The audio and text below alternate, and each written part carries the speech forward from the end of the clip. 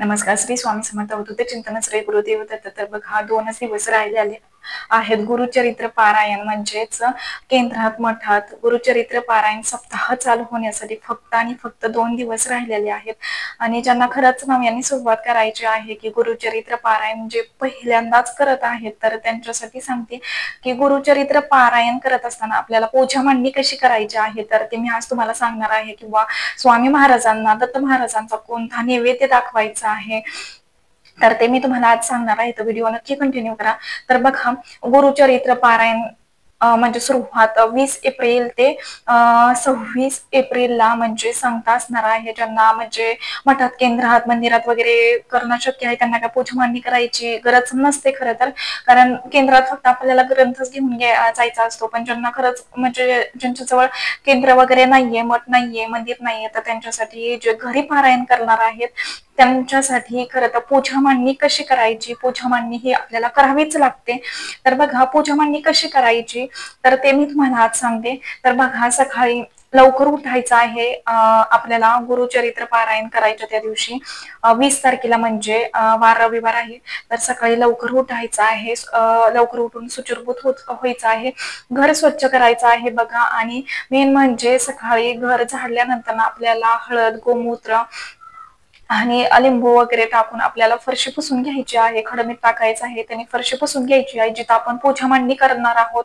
म्हणजे नाही का देवघराच्या समोर किंवा बघा आपण जर देवघराच्या समोरासमोर मांडणी करत असाल तर खरं तर ग्रंथ वगैरे ते हलवावा लागत नाही 7 दिवस किंवा पूजा मांडणी ती तशीच ठेवावी लागते. त्याच्यामुळे तुम्ही म्हणजे समोर एकदम करू नका की त्या म्हणजे नाही का देवघराच्या साईडला जागा असेल तर तिथे देखील तुम्ही करू शकता किंवा तुमच्या दुसऱ्या रूम मध्ये जागा असेल तर तिथं देखील तुम्ही पूजा मांडणी करू शकता. बघा जिथं तुम्हाला ऍडजस्ट होईल तिथं फक्त एवढंच की आपण पूजा मांडणी ही पूर्वेला किंवा उत्तर दिशेला आपल्याला करायची आहे बघा.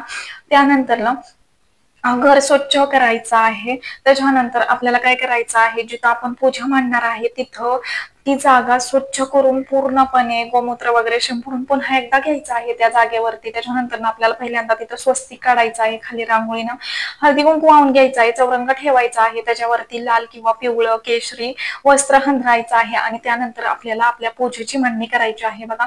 तर तुमच्याही घरात दत्त महाराजांचा फोटो मूर्ती किंवा म्हणजे नाही का स्वामी महाराजांचा फोटो किंवा मूर्ती असेल तर ते ठेवायची आहे आपल्याला. त्याच्यानंतर ना बघा आपल्याला स्वामी महाराजांच्या उजव्या साईडला स्वामी महाराजांच्या उजव्या साईडला आणि आपल्या डाव्या साईडला बघा कलशाची स्थापना करायची आहे. बऱ्यापैकी त्या जणांना कलश स्थापना माहितीच असेल तरी सुद्धा सांगते की म्हणजे नाही का काय करायचं आहे. खाली तांदळाची रास काढून घ्यायची, त्याच्या हळदी कुंकू वाहून घ्यायचं आहे. तांब्यावर पाणी भरून घ्यायचं आहे. त्यामध्ये हळद कुंकू अक्षता एक फुल वाहून घ्यायचं आहे. नागवेलीची पानं म्हणजे विड्याची पानं 5 लावायची आहेत. एक श्रीफळ नारळ घ्यायचं आहे. आणि त्यावरती म्हणजे आपल्याला त्या तांब्यावरती आपल्याला स्वस्तिक किंवा 5 कुंकवाच्या रेषा ओढायच्या आहेत किंवा तुम्ही स्वस्तिक काढलं तरी सुद्धा चालू शकतं बघा. त्याच्यानंतर ना नारळावरती सुद्धा आपल्याला काय करायचं आहे विड्याची पानं लावून त्यावरती श्रीफळ ठेवायचं आहे. हळदी कुंकू वाहून घ्यायचं आहे. अक्षदा व्हायच्या आहे श्रीफळाला. त्याच्यानंतर ना स्वामी म्हणजे नाही का स्वामी महाराजांना अष्टगंध लावायचा आहे म्हणजे चंदन टिका लावायचा आहे. अष्टगंध लावायचा आहे. त्याच्यानंतर ना आपल्याला जर तुमच्याही घरात गणपती बाप्पांची छोटी मूर्ती असेल तर गणपती बाप्पांची सुद्धा विधिवत पूजा करून घ्यायची असते आपल्याला. तर बघा 2 विड्याची पानं घ्यायची, त्यावरती थोड्या अक्षता ठेवायच्या, हळदी कुंकू वाहून घ्यायचा आणि त्यावरती आपल्याला गणपती बाप्पांची मूर्ती ठेवायची आहे. जरी मूर्ती नसेल तरी तुम्ही सुपारीही ठेवू शकता. गणपती बाप्पांची पूजा करून घ्यायची आहे बघा. सुरुवातीला तर गणपती बाप्पांची पूजा करा, नंतर कलशाची स्थापना, स्वामी महाराजांची पूजा करा. आणि बघा जेव्हा पूजा मांडून झाल्यानंतर ना आपल्याला एका साईडला शंख आणि एका साईडला घंटी ठेवायची आहे बघा. त्यानंतर स्वामी महाराजांना नाही का धूपदीप दाखवायचा आहे आणि दिवा हा अखंड 7 दिवस टिकेल असाच आपल्याला लावायचा आहे बघा. जर काजळी येत असेल तर काय करायचं आहे, काजळी येत असं म्हणजे नाही का जर असं वाटतंय की दिवाला काजळी आली तर तुम्ही काय करायचं त्या टायमिंगला दुसरा दिवा घ्या. तर त्याच दिव्याने ते दुसरा दिवा प्रज्वलित करा. पहिल्या दिवाची काजळी काढा आणि नंतर त्याच दिव्याने हा दिवा आपला पहिलावाला आहे तो पेटवा. तसं केलं तरी तो अखंड दीप मानला जातो. समजा एखाद्या वेळेस काजळी आली दिवा जरी विझला तरी काही घाबरायची गोष्ट नाहीये. तरी तुम्ही नंतर सुद्धा तो दिवा प्रज्वलित करू शकता. फक्त एवढंच की काळजी घ्यायची काजळी आली तर तुम्ही ते काजळी काढून पुन्हा प्रज्वलित करू शकता. त्याच्यानंतरला बघा वाचन करत असताना सुद्धा आपल्याला म्हणजे अगरबत्ती ही वाचन करत असताना पूर्ण अगरबत्ती तशी सेवत ठेवायची आहे, लावायची आहे पूर्ण वाचन होईस्तोपर्यंत गुरुचरित्राचं.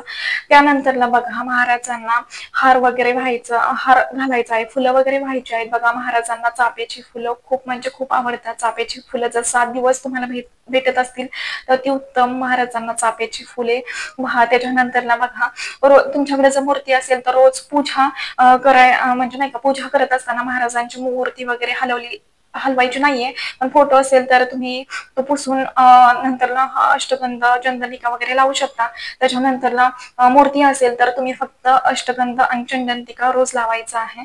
आणि मेन म्हणजे ही पूजा झाल्यानंतर ना बघा सगळं महाराजांना प्रसादाला फळ ठेवायचं आहे, खडीसाखर आणि एका लोट्यामध्ये पाणी ठेवायचं आहे. बघा महाराजांना रोज तुम्हाला ते पाणी प्रसाद रोज ठेवायचा आहे. त्याच्यानंतरला आपण पूजा झाल्यानंतरला महाराजांचे बघा पूजा झाल्यानंतर ग्रंथ म्हणजे पूजेच्या पुढे आपल्याला ग्रंथ मांडायचा असतो. ग्रंथ सुद्धा आपल्याला 7 दिवस हलवायचा नाहीये. खरं तर 7 दिवस तसंच ठेवायचं आहे. आपलं वाचन झालं की खाली बघा ग्रंथाच्या खाली देखील एक आपल्याला कापड हंतरायचं आहे. लाल, पिवळं, केशरी घ्या आणि ग्रंथाच्या खाली देखील तुम्हाला एक अगदी नवीन वस्त्र घ्यायचं आहे म्हणजे ब्लाउज पीस नाही का असेल तर ते खाली टाका नवीन. त्याच्यानंतर वरती ग्रंथ ठेवा आणि ग्रंथावरती तुम्ही वाचन झाल्यानंतर ग्रंथ नंतर लगेच बघा झाकून ठेवायचा आहे. उघडा ग्रंथ ठेवायचा नाही कारण गुरुचरित्र ग्रंथ हा ग्रंथाला 5वा वेद मानलेला आहे. त्याच्यामुळे आपल्याला तो ग्रंथ उघडा ठेवायचा नाही. वाचन झालं की लगेचच आपल्याला तो ग्रंथ झाकून ठेवायचा आहे बघा.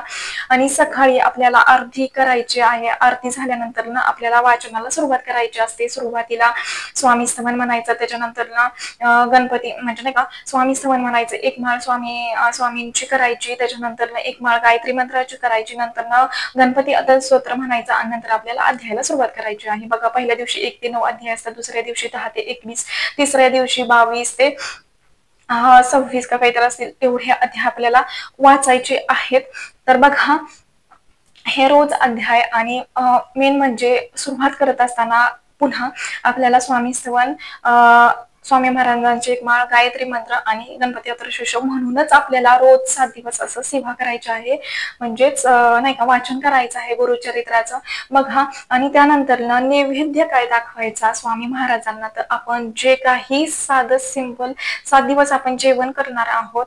मग सकाळी म्हणजे नाही का तुम्ही जर भाकरी भाजी काय खात असाल तर तेच साधा भोळा तुम्ही घरच्यांसाठी काय बनवता पाच पक्वान ते दाखवायचं नाहीये 7 दिवस. तर तुम्ही स्वतः काय 7 दिवस खाणार आहात तर ते खरं तर महाराजांना दाखवायचं आहे नैवेद्य. तुम्ही जे काही खाता चटणी भाकरी तर ते महाराजांना दाखवायचं आहे आणि तेच महाराज मानून घेत असतात बघा. त्याच्यामुळे 7 दिवस जे काही तुम्ही खात असाल तर तेच महाराजांना नैवेद्य दाखवा बघा. आणि जरी तुम्ही कसं असतं कधी कधी कंटाळा येतो सकाळची भाजी राहिलेली असते म्हणून आपण काही करत नाही, तर त्या दिवशी तुम्ही काय करा महाराजांना दूध नैवेद्यात ठेवा किंवा तुम्ही खडीसाखर पुन्हा महाराजांना ठेवू शकता. फळ एखादं फळाचा नैवेद्य दाखवू शकता तरी सुद्धा चालू शकतो बघा. त्याच्यानंतर ना दूध चपाती सुद्धा महाराजांना संध्याकाळची वगैरे नैवेद्याला दाखवू शकता. असं तुम्ही करू शकता 7 दिवस. त्याच्यानंतर बघा आपल्याला सकाळ संध्याकाळ आरती करायची आहे आणि आरती झाल्यानंतर बघा आपल्याला तर ही सेवा चालूच ठेवायची आहे गुरुचरित्र पारायण 7 दिवसाची. पण त्याबरोबर नित्यसेवा सुद्धा आपल्याला या दरम्यान चालूच ठेवायची आहे बघा. कारण जी नित्यसेवा आहे ती या दरम्यान सोडायची नाहीये बघा. काही काय म्हणतात की एवढी सेवा एवढी धावपळ त्याच्यामुळे नित्यसेवा करत नाही, तर त्या सेवेला काहीच उपयोग नसतो. तुम्ही गुरुचरित्र पारायण किती मनापासून करा पण त्या सेवेला काही अर्थ नाही. कारण त्याबरोबर आपल्याला आपली नित्यसेवा करणं तेवढंच गरजेचं असतं.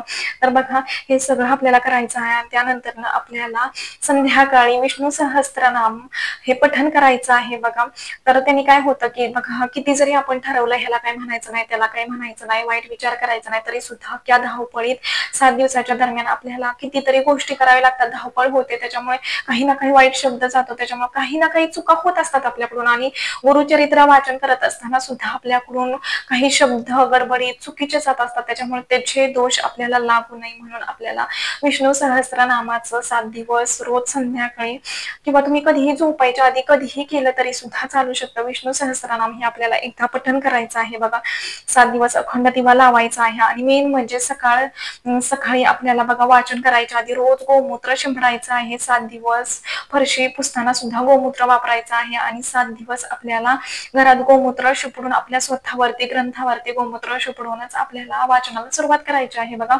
आणि एक सांगायचं आहे की वाचन करत असताना म्हणजे नाही का म्हणजे नाही का संध्याकाळी जरी तुम्ही वाचनाला आला तरी सुद्धा तुम्हाला गोमूत्र शिंपडूनच हे करायचं आहे, वाचनाला बसायचं आहे.